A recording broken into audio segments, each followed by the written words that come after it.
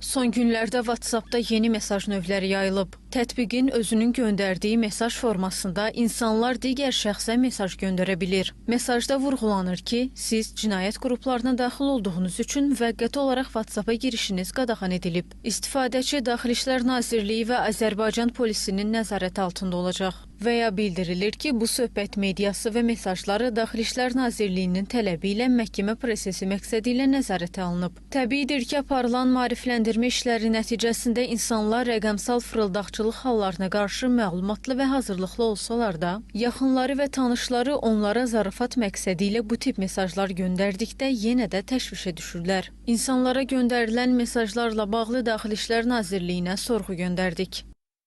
Sosial şəbəkə istifadəçilərinə Daxili İşlər Nazirliyinin adından göndərilən xəbərdarlıq məzmunlu mətnlər saxtadır. Vətəndaşların nəzərinə çatdırırıq ki, bununla bağlı tərəfimizdən hər hansı məlumat paylaşılmayıb. Qeyd edək ki, bəzən insanlarda görəsən mənim mesajlarıma kimsə daxil ola bilərmi? Mesajlarım ələ keçə bilərmi? Kimi suallar formalaşır. Mütəxəssislər bildirir ki, hansısa bir qurumun və ya üçüncü şəxslərin mesajlara müdaxilə etməsi texnoloji olaraq mümkün deyil. WhatsApp kimi, Telegram kimi və s. buna bənzər mesajlaşma xidmətlərində başdan başa şifrələmə metodologiyasından istifadə olunur.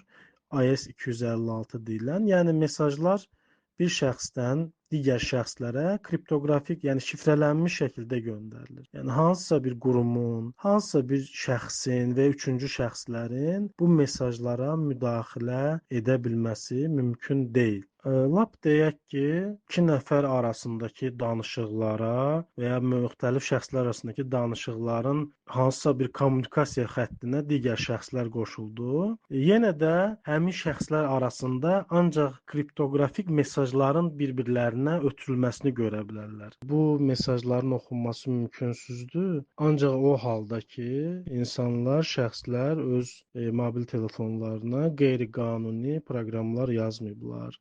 Qıraqdan hansısa bir krek olunmuş, sındırılmış proqramlar əlavə etməyiblər. Əgər ediblərsə, bunların telefonları nəzarətdədirsə, hansısa bir kiberdələduz, kibercinayətkar tərəfindən, əlbəttə ki, bu məsələlər artıq messengerlərdən çıxır. İnformasiya kommunikasiya texnologiyaları üzrə mütəxəssis qeyd etdi ki, şəxslər kənardan zərərli tətbiqləri yükləyərək dələduzlar üçün öz telefonlarına qapı açırlar. Elə cəsus proqramlar olur ki, ancaq şəkilləri görür. Eləsi də olur ki, videolar və yazışmaları görür. Burada artıq mesajlaşma xidmətləri bir rol oynamır.